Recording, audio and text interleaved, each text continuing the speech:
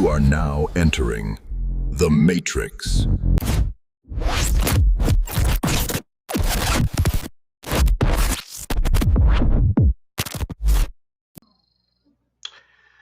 Hello.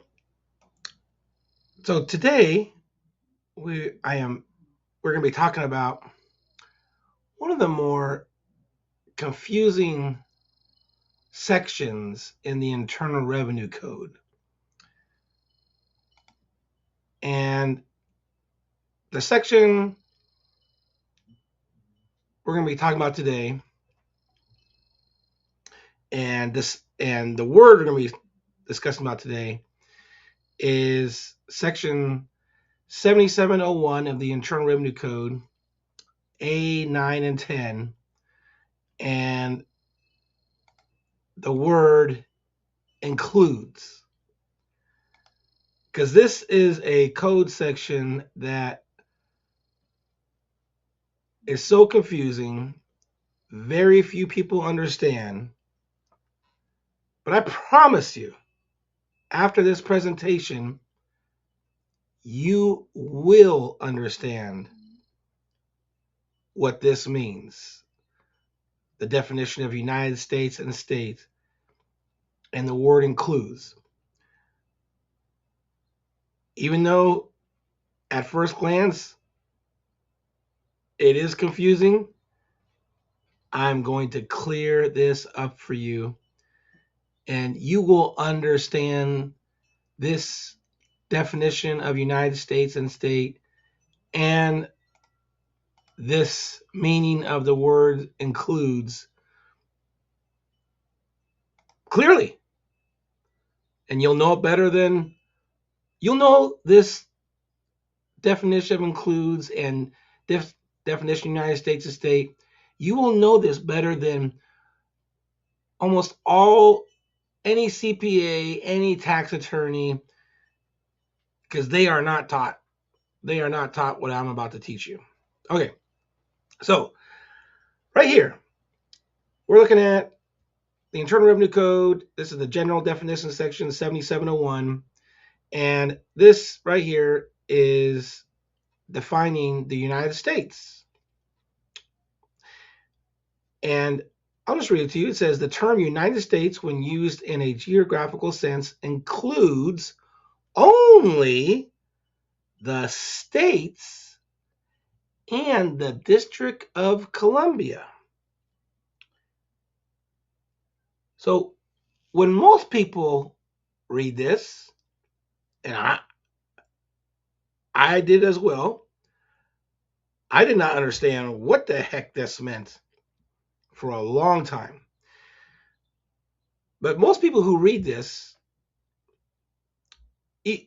obviously the District of Columbia is self-explanatory, right? We all know that's Washington, D.C. But what is the states? What is that? Most people who read that, they're going to say, oh, those are the states like New York, Texas, California, Washington, Idaho, Arkansas, Alabama. That's what most people think and assume that the word states is referring to. But is it really? Is the word states referring to the states of the Union, the 50 states of the Union? I'm going to show you exactly what it means. And I'm going to prove to you, beyond a shadow of the doubt, that the word states here cannot mean the 50 states. Okay? So get excited. You're about to learn something. If you don't know this already, you're about to learn something that most so-called tax professionals have no idea about. And then the word state here, it says the term state shall be construed to include the District of Columbia. Okay, so this is a very, very confusing topic, and it's meant to be confusing. But let's look at the word includes, because most people, when they see the word includes, they're just going to assume that it means, oh, in addition to. And then they're just going to make up the term themselves. But that's not how law works. So let's read. Now there's actually a definition of includes and including in the Internal Revenue Code in 7701C. And it says the terms includes and including when used in a definition contained in this title shall not be deemed to exclude other things otherwise within the meaning of the term defined. So this can be very tricky the definition here, if you do not read it fully and scrutinize it. Because most people who read this definition of includes, they don't read the last few words. All they read is the terms includes and including when used in the definition containing this title shall not be deemed to exclude other things. And they just start adding their own words to a definition, but that's not the whole definition of includes. The other part, the last few words, are the most important part. Shall not be deemed to exclude other things otherwise within the meaning of the term defined. So, where do you find the meaning of the term defined? That's the critical part of the definition of includes. Well, in the United States definition, if you're going to use the definition of includes to understand the definition of the United States in this section, you have to understand what the meaning of the term defined is. How is the United States being defined in this definition right here, 7701A9?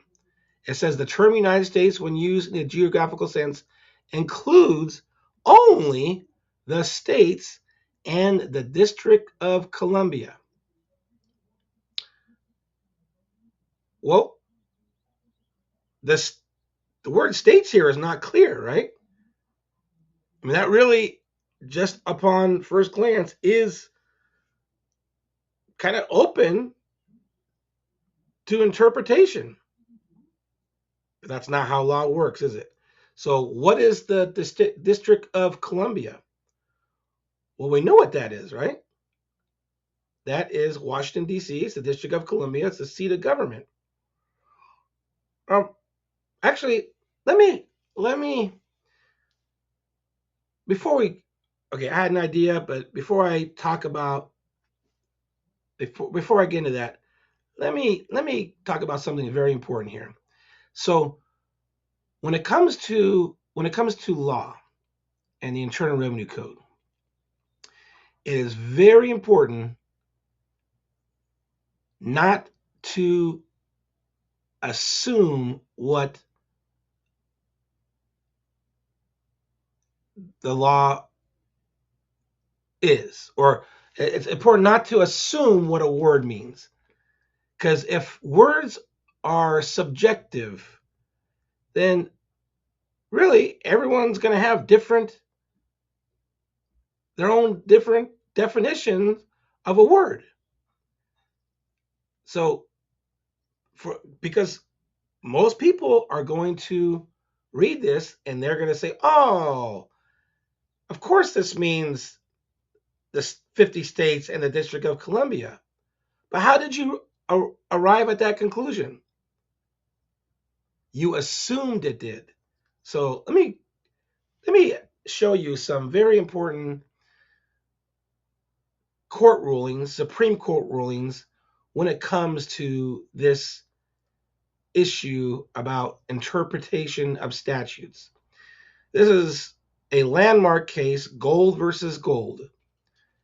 It says, in the interpretation of statutes levying taxes, it is the established rule not to extend their provisions by implication beyond the clear import of the language used, or to enlarge their operation so as specifically pointed out. In case of doubt, they are construed most strongly against the government and in favor of the citizen. That is a very, very powerful quote from the Supreme Court that is telling you not to enlarge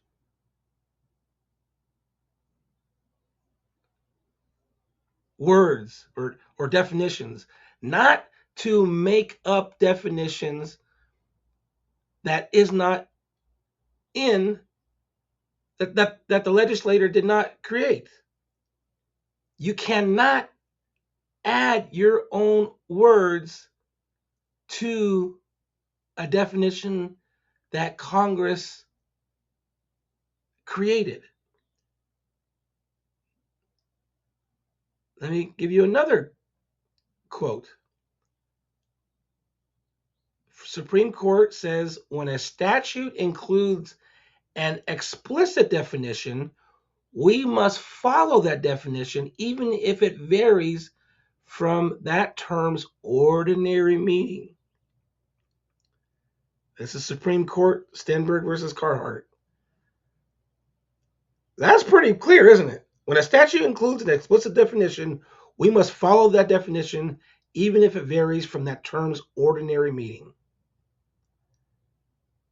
So you can see where this is going, right? You can't, law cannot be subjective. You can't, if the law was subjective, then everyone can just add their own words to a definition, and the definition would have no meaning because everyone would just make up their own words.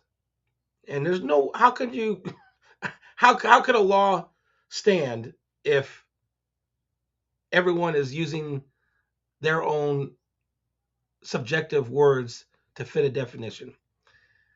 Here's another Supreme Court ruling that says, as judges, it is our duty to construe legislation as it is written, not as it might be read by a layman or as it might be understood by someone who has not even read it.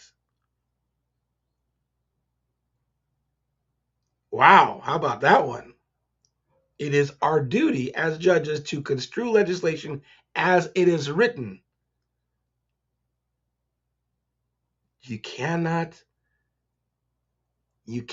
imagine your own definition, your own words to a definition that Congress wrote. Congress is telling you what it meant.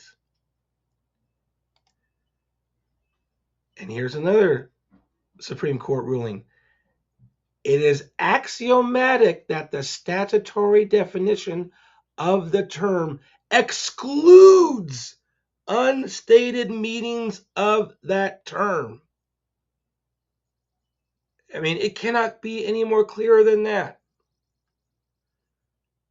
It is axiomatic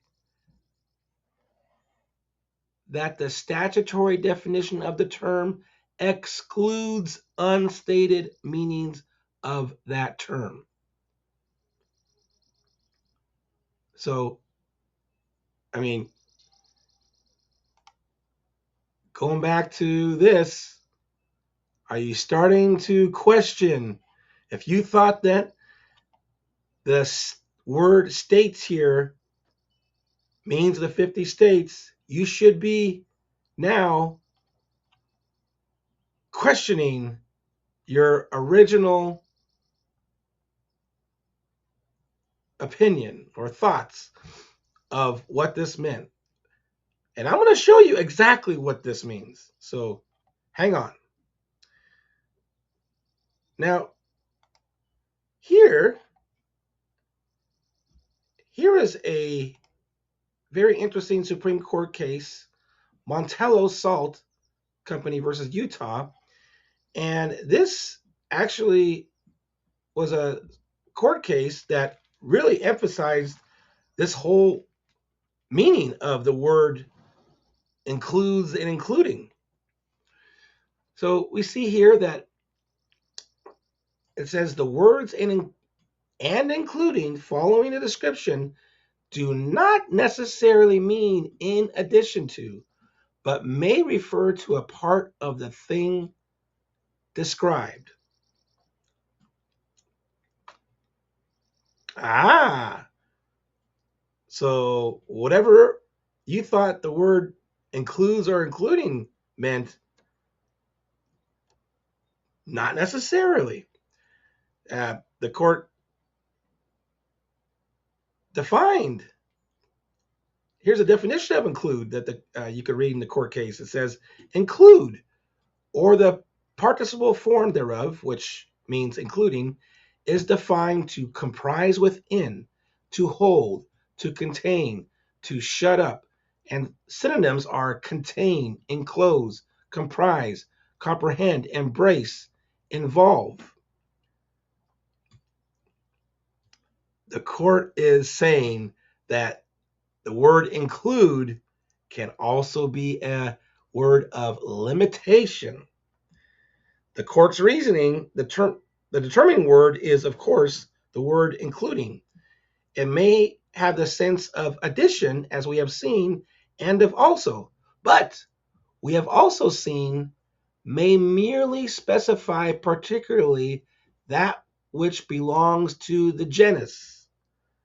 And if you don't know what the word genus means, it means a class. Then the court says it is the participle of the word include, which means, according to the definition of the Century Dictionary, to confine within something, hold as in an enclosure, enclose, contain, to comprise as a part or as something incident or pertinent, comprehend, take in, as the greater includes the less. The significance of this case establishes that the phrase and including is not automatically additive or in addition to, but may be explanatory, referring to a part of the general class described. Oh, that is very, very important. And I'm going to show you something that you probably haven't seen before. But that's when you understand, or after this presentation, after this video, you are going to understand that the word includes in the tax code, in law, is a word of limitation, not expansion. And I'm going to prove it to you right now. So, speaking of class, remember I showed you the definition of includes in the Internal Revenue Code? Well, here's a definition of includes. Internal Revenue Code is Title 26. Here's a definition of includes in Title 27, which is alcohol, tobacco, products, and firearms. And it says here, this is in 27 CFR 13.11, meaning of terms. It says the terms include and including do not exclude things not enumerated that are not in the same general class. Oh, so there's that word class again. Let me read it again. The term includes and including do not exclude things that are not enumerated, mean which are not listed, that are in the same general class. If you're wondering what that means, let me give you an example. So we're going to use the definition of includes that's in the Internal Revenue Code. Okay, so let's just say, for example, the word food is being defined, and the word food includes oranges, pears, plums, melons, strawberries, and raspberries. Okay, let's pretend that that's the way in a certain law, whatever, the word food is being defined as this. The word the word food includes oranges, pears, plums, melons, strawberries, and raspberries. Now, using the definition of includes in 26 U.S.C. 7701C, peaches and grapes can be included in the word food because the word food is describing a particular class of food, which is obviously fruit, right? I mean, it's obvious, right? Oranges, pears, plums, melons, and strawberries and raspberries, those are fruit. Okay? But using that definition of includes, and if you want to see that definition again, the term includes and including, when used in a definition containing this title, shall not be deemed to exclude other things otherwise within the meaning of the term defined. So, what is the meaning of the term food here? Fruit. So, can prime rib, bread, lettuce, or milk be considered food under this definition? Absolutely not, because they are not within the meaning of the term defined. The meaning of the term food is what? It's listed right in the definition. They're fruit. Okay? So obviously, prime rib, even though most people consider it a food, it would not be a food in this definition. Same for bread, lettuce, and milk. They're all normally considered food, but this is defining food in using the word includes, and that's describing a class. So now do you understand? Okay. Now let's get back. Let's get back here. Okay. All right. So, I know this is a kind of a long video. But this is an important one because most people don't understand this. So, I have to show you quite a bit of information so that this makes sense. So, this is another Supreme Court case that's going to really make this make sense for you. And after I show you this, I'm going to show you proof beyond a shadow of a doubt that the states in the definition of in 26 U.S.C. 7701 A9 does not mean the 50 states. But let me get to this. Okay. This is a Supreme Court case, Hooven and Allison Company versus Evatt. This came out in 1945. And it says here, this case was about imports, exports, and so the term United States came up. And so the Supreme Court says the term United States may be used in any one of several senses. It may be merely the name of a sovereign occupying the position analogous to that of other sovereigns in the family of nations. It may designate the territory over which the sovereignty of the United States extends, or it may be the collective name of the states which are united by and under the Constitution. So that's pretty interesting, right? The Supreme Court is saying, hey, there are several, the United States may be used in any one of several senses. It could be just saying, hey, the United States, it may be merely the name of the United States occupying in relation to other sovereign countries like France, Germany, Spain, stuff like that. Could be talking about the territories over which the sovereignty of the United States extends, like Guam, American Samoa, Puerto Rico. Or it could be talking about the collective name of the states which are united by and under the Constitution, which are what? The states of the Union.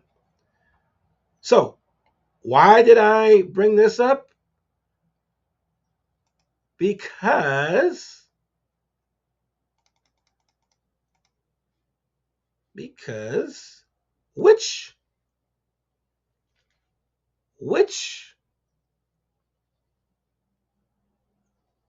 one of those United States do you is the United States being defined as right here? Okay, we're still not clear about this one yet, states, but the District of Columbia. Where are we here? We have to pick. We have to pick one of these, right? The name of a sovereign, the territory of the United States, or the collective name of the states, right? So, is the District of Columbia uh, the is the District of Columbia the name of a sovereign? Is it sovereign? No, obviously it's not number. It's not. It's not this one. It's not the name of a sovereign, right? And is the District of Columbia a state of the Union? Obviously not. The District of Columbia is a federal district. Okay, the District of Columbia is a federal district, meaning it's going to fit this one, the territory of the United States, and may designate the territory over which the sovereignty of the United States extends. The United States government owns the District of Columbia.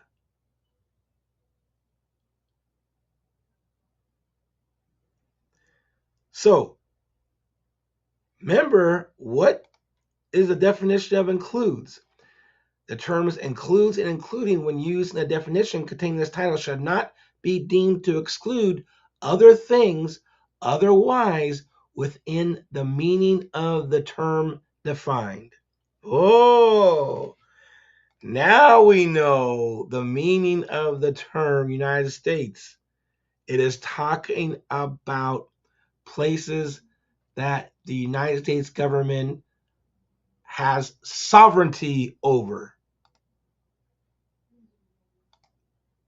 Right?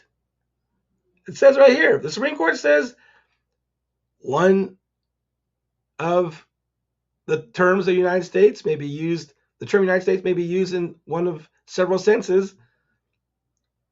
It may designate the territory over which the sovereignty of the United States extends.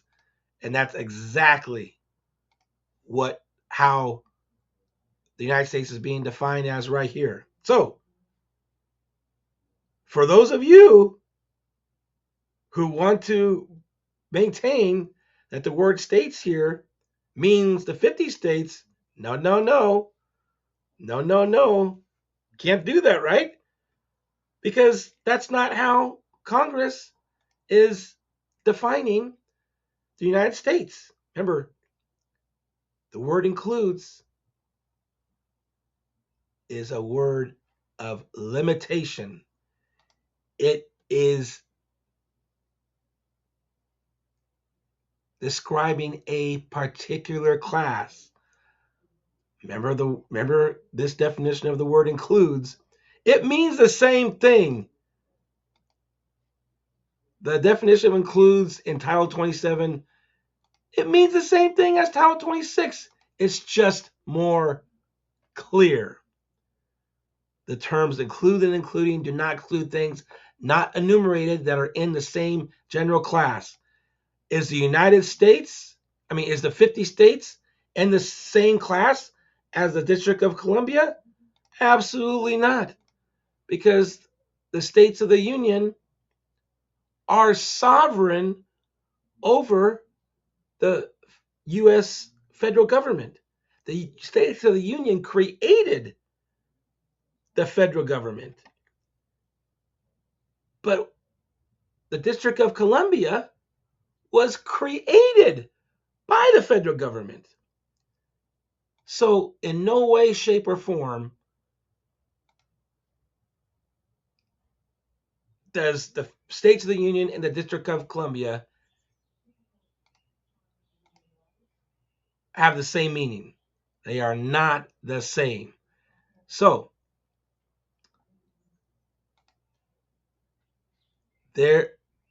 this here, states,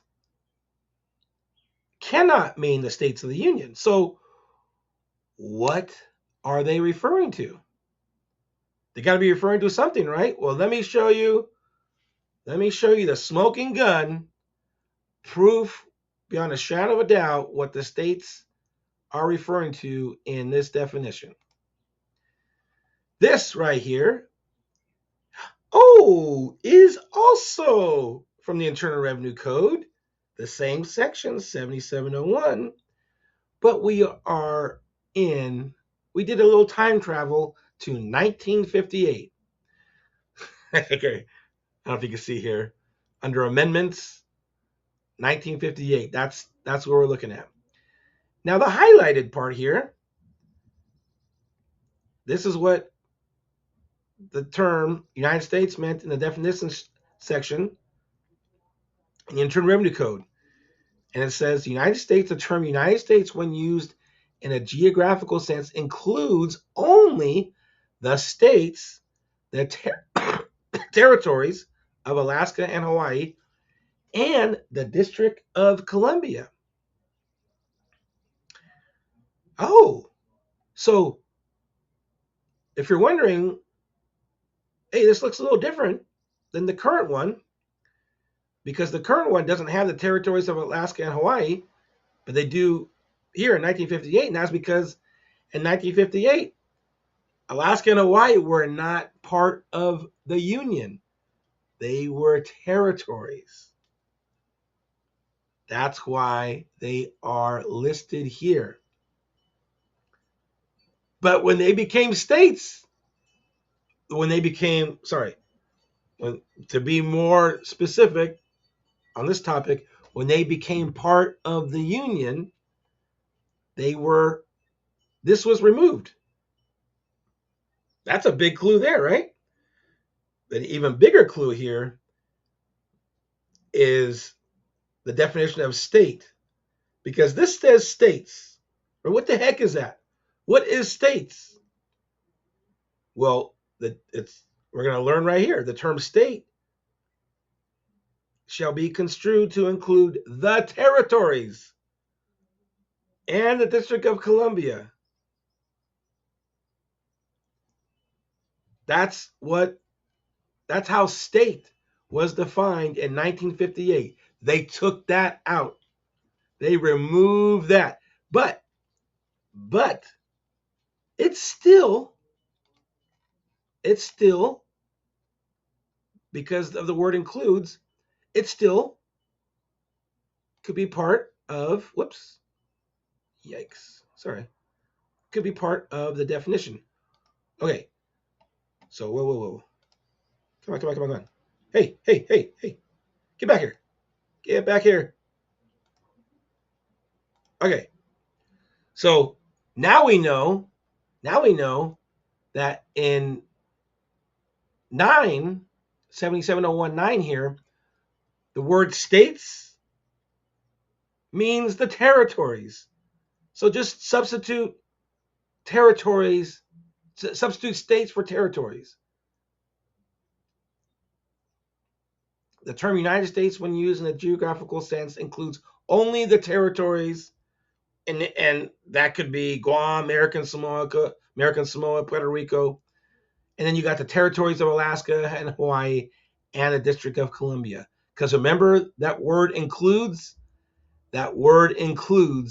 is describing a class. You cannot, we've already went through the Supreme Court cases. You cannot add your own subjective interpretation into the definition. Congress is defining the term United States. They are using the word includes, which in law is a word of confinement. They are confining the meaning of the definition to a particular class. Particular class. And they're telling you right here, and here too, shall not be deemed to exclude other things otherwise within the meaning of the word defined. What is the meaning of the word United States here? How do you know what the meaning is? In the definition. How is it being defined? The territories of Alaska and Hawaii and the District of Columbia. Oh, and which one of those fits into the Hooven Supreme Court ruling on the United States? Right here. The territory of the United States. You see? You see how clear that is now? So anytime you see the word includes in a definition in the Internal Revenue Code, now you know that it is a word of confinement, and it's about to describe a particular class. Now, let me show you some. If you're still skeptical, that's fine. But let me show you some definitions that Congress wrote in the Internal Revenue Code that did include the 50 states. So let's look at here.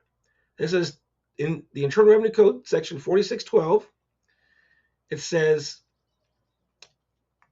under A4, United States, the term United States means the 50 states, the District of Columbia, the Commonwealth of Puerto Rico, any possessions of the United States, the Commonwealth of Northern Mariana Islands, and the Trust Territory of the Pacific Islands. So when Congress wants the 50 states to be in a definition of the United States, they have no problem. They explicitly list the 50 states in there. Okay?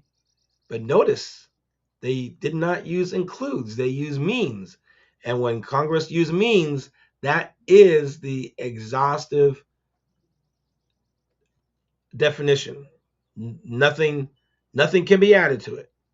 Now, let me show you another one. 42 U.S.C. 1301, the term United States means, but only for purposes of subparagraphs A and B of this paragraph, the 50 states and the District of Columbia. You see, when Congress wants the 50 states listed in a definition, they literally put it in there. Here's another one. 42 U.S.C. 1382C. Definitions. For purposes of this subchapter, The term United States, when used in a geographical sense, means the 50 states and the District of Columbia. And we'll do one more. 26 U.S.C. 6103. Definitions for purposes of this section. The definition of state. The term state means any of the 50 states, the District of Columbia, the Commonwealth of Puerto Rico, Virgin Islands, Guam, American Samoa, and the Commonwealth of the Northern Mariana Islands. So when Congress wants the 50 states in a definition, they explicitly put it there. But did you guys notice something very interesting about this? There's one very important thing to understand here.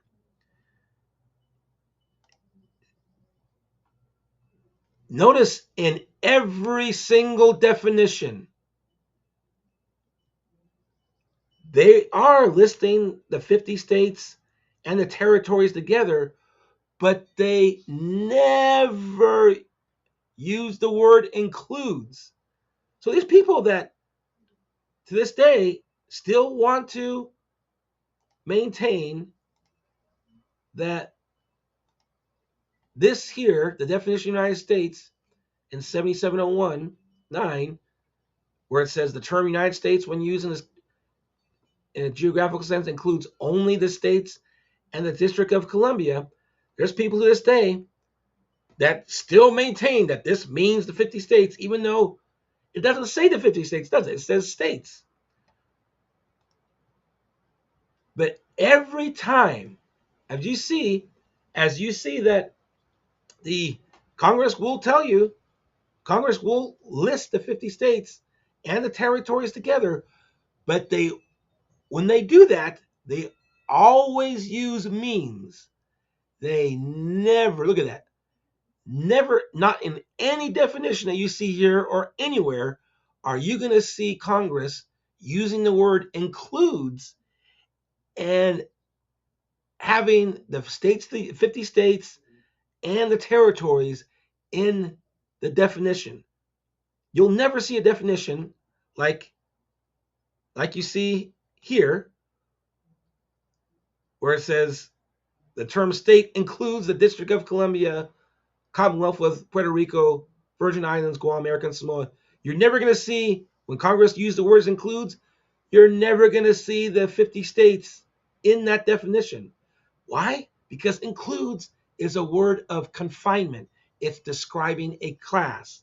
And as I have shown, got a shadow of a doubt, that the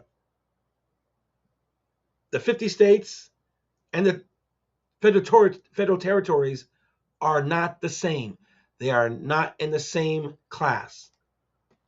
The 50 states are sovereign over the federal government, but the federal government is sovereign over the federal territories. Now, if you want to see even more proof, okay, where I was showing you here, but that's very important. That's very important. That you not only did I show you that Congress, when they want the 50 states in a definition, they put it there, but they use the word means. You are never going to see it. You're never going to see Congress define the United States and what the word includes, and you're not going to see the states of the Union, 50 states, and the territories in a definition of state or United States what the word includes. They're going to have to use means. Okay?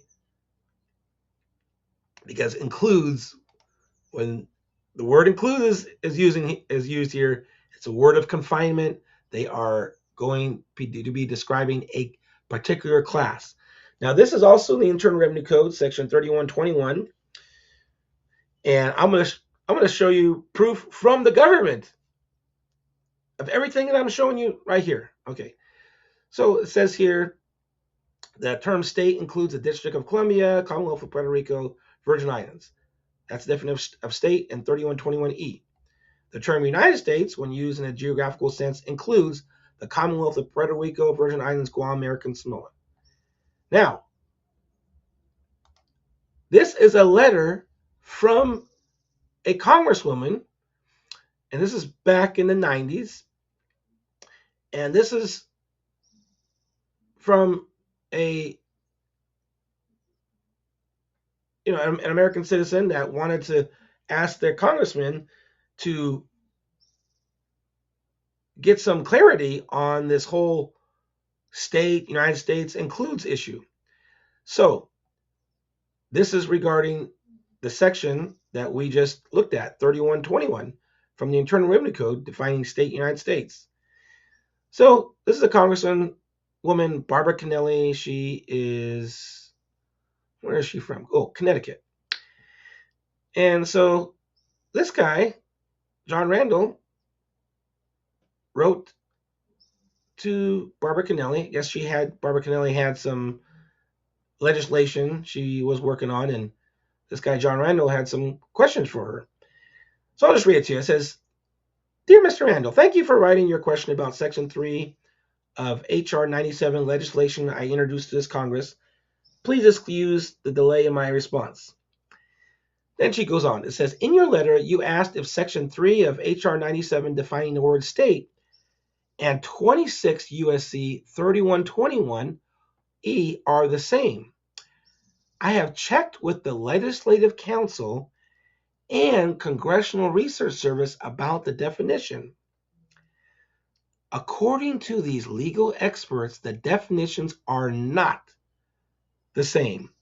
The term state in 26 U.S.C. Code 3121E specifically includes only the named U.S. territories and possessions of the District of Columbia, Puerto Rico, the Virgin Islands, Guam, and American Samoa.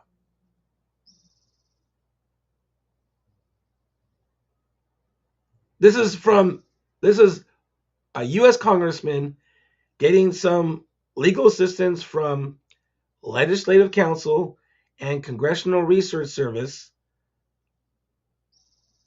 about this statute. And the legal experts told her that the term state in 3121E includes only what you see here: the District of Columbia, Puerto Rico, Virgin Islands, Guam, American Samoa. So, look at this is not just me telling you this. This is our own government telling you to only read what is in the definition and to not expand the definition to what you think it means. So I hope this has been helpful. Okay. I know this is a very complicated subject, but I hope that I have made things more clear for you.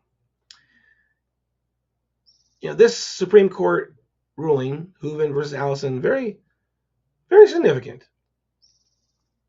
There's a little infograph that I created here. But the key takeaways from that Supreme Court ruling, and really everything that we talked about in general, says the meaning of the United States varies by context and purpose. Congress uses includes in the Internal Revenue Code to limit the definition to specific places over which it has sovereignty. The 50 states of the Union and the federal territories are not the same. And what I mean by that, what that means is the states of the Union created the federal government. The states of the Union are sovereign over the federal government, not the other way around. But the federal territories like Guam, American Samoa, Washington, D.C., those are creations of the federal government. The government has sovereignty over those. big difference, right? When Congress defines United States or state, this is a big one too. When Congress defines United States or state in Title 26 with the word includes, it never lists the 50 states and federal territories or the District of Columbia together. I showed you proof of that too. I showed you all those definitions where the United States is being defined as the 50 states and the District of Columbia and the federal territories like Guam, American Samoa. But when that is happening, Congress always use the word means, never includes, because includes is describing a class. And the 50 states and the federal territories are not in the same class. Does that make sense? I hope it does. So anyway, I know this has been long. Again, this is not an easy subject unless it is explained clearly, and I hope I've done that for you. It took me a long time. Very few people actually, even though I studied the Internal Revenue Code for a long time, this was actually not explained to me until many years later. So, anyways, hope this has been helpful. Now we know without a shadow of any doubt that the United States, as defined here,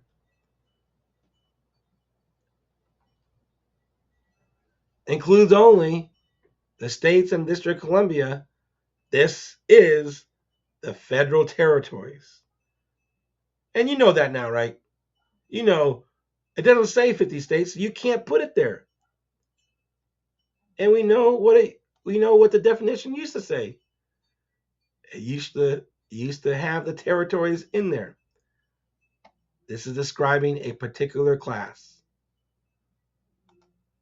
A particular class. Same thing, state. You cannot, this is not referring to states of the Union. This is talking about a particular class. Talking about places that the U.S. government has sovereignty over. The federal government does not have sovereignty over the states of the Union. It's the other way around. So now you know something that most people don't. You know now something that probably 98% of Americans don't know. And you know more now than just about any CPA tax attorney in America. They do not know this. And now you do. Okay, so if you watch this far, you're an all-star. That means you are really interested in this stuff. So if that's the case, congratulations. And this video will be here for you to watch again. I'm sure you really want to watch this again, right? But I'll include some graphics so you guys, even if you don't want to watch it again, I'll have the images that I used in this presentation so you can, just look at the images. Okay, you take care. Bye-bye. Are you free? Are you sure?